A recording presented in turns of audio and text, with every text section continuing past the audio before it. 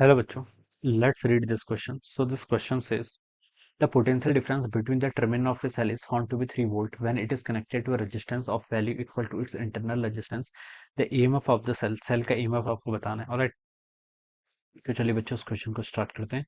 So we are writing the key concept of this question. आपको EMF of the cell बच्चों क्या बताना है, कैलकुलेट करके बताना है. EMF ऑफ द सेल, ईएमएफ या फिर पोटेंशियल डिफरेंस लिख लीजिए. पोटेंशियल डिफरेंस ज्यादा एक्यूरेट की कॉन्सेप्ट है. चलिए ठीक है, लिख लीजिए. अभी ये लिख लिया तो कोई नहीं, ठीक है. अब देखिए बच्चों कॉन्सेप्ट क्या बोला है.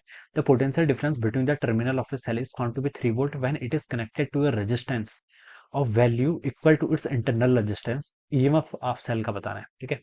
तो ये बच्चों मान लीजिए आपके पास एक कंडीशन है. सेल, ये आपका सेल है, ठीक है. ये आपकी टोटल कंप्लीट सेल होगी, ठीक है. ये होता क्या, देखिए मैं इसको पूरा बेसिक से स्टार्ट करता हूँ, ठीक है.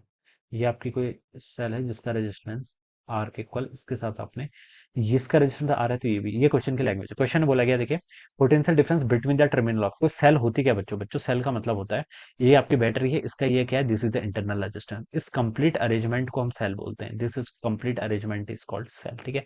ये ई इसका ईएमएफ है, this is the EMF. EMF क्या होता है, जब आपके सर्किट पे कोई करंट फ्लो नहीं कर रहा है तो इसे हम क्या बोलते हैं, आपका ईएमएफ बोलेंगे, ठीक है.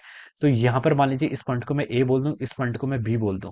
तो अगर मैं बोलूं कि वी ए बी क्या है, तो बच्चों आप क्या बोलेंगे, वी ए बी है V A minus V B, इन दोनों के बीच का पोटेंशियल डिफरेंस. और इसी को हम क्या बोलते हैं, टर्मिनल वोल्टेज ही बोलते हैं. क्या बोलते हैं, टर्मिनल वोल्टेज. क्वेश्चन में बोल रखा है potential difference between the terminals, या फिर इसको आप टर्मिनल वोल्टेज बोल दीजिए. तो वी ए बी की वैल्यू दे रखी है कितनी, 3 वोल्ट के equal. When when it is connected to resistance equals to the value, जिसकी वैल्यू किसके इक्वल है, इंटरनल रेजिस्टेंस. तो ये वाला सर्किट, ये आपकी सेल है. ये जो डॉटेड के अंदर मैंने यहाँ पर प्रेजेंट कर रखा है, ये एक सेल है. इसको हमने क्या कर रखा है, एक एक्सटर्नल रेजिस्टेंस से कनेक्ट कर रखा है, जिसका रेजिस्टेंस किसके इक्वल है, बैटरी के इंटरनल रेजिस्टेंस के इक्वल. आप समझ में आ गया. इसका इंटरनल रेजिस्टेंस, इसका ईएमएफ मान लीजिए एक इक्वल है. ऑलराइट, अब यहाँ पर आपकी करंट फ्लो करेगी, ठीक है. करंट फ्लो करेगी. अब आपसे क्वेश्चन पूछ रहा है सेल का ईएमएफ बताना है. आपको potential difference between the terminal of the cell दे रखा है. इस लाइन का क्या मतलब है, potential difference between the terminal of the cell. Terminals of the cell ये लीजिए, इसके अक्रॉस ये पॉइंट ए मान लीजिए, ये पॉइंट बी मान लीजिए. तो इसके अक्रॉस जो आपका पोटेंशियल डिफरेंस आएगा, उसे मैं वी ए बी लिख लेता हूँ. इसकी वैल्यू कितनी होगी बच्चों, ई माइनस आई आर के इक्वल होती है. ये तो आपका फॉर्मूला ही होता है, वी इजिकल टू कितना होता है, ई माइनस आई, स्टैंडर्ड फॉर्मूला. या फिर हम इसको किरचॉफ केवीएल लगा के भी सॉल्व कर सकते हैं, ठीक है. अब बच्चों देखिए बच्चों, अब यहाँ पर से हम क्या बता सकते हैं, करंट बच्चों देखिए सर्किट में कितना होगा.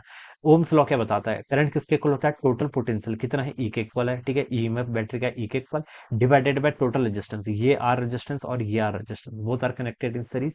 तो I equal to E by two R, ठीक है. ये आपकी करंट आ गई.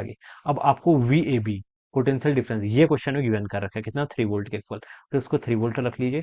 ई की वैल्यू बच्चों क्या है, वही तो पता करके बताना है. आई क्या है, आई हमने कैलकुलेट कर रखा है, देखिए ई बाई टू आर टाइम्स कितना हो जाएगा आपका, स्मॉल आर, ठीक है. तो ये 3 वोल्ट देखिए यहाँ से कितना हो गया आपका, आर से बच्चों का R cancel, E minus E by two करेंगे तो ई बाई टू के इक्वल हो जाएगा. और बच्चों ई की वैल्यू यहाँ से 3 इंटू 6 वोल्ट के equal. So this will be the EMF of the cell. ये क्या आ गया आपका, ईएमएफ ऑफ द सेल. हमसे ये पूछा था ईएमएफ ऑफ द सेल, तो बच्चों 6 वोल्ट आना चाहिए. देखिए बी ऑप्शन में गिवन कर रखा है. कहाँ गिवन किया है, बी ऑप्शन में. So this would be the answer of this question. Alright, तो ये क्या हो जाएगा इस क्वेश्चन का आपका answer. So I hope you all understood this concept. All the best and thank you so much.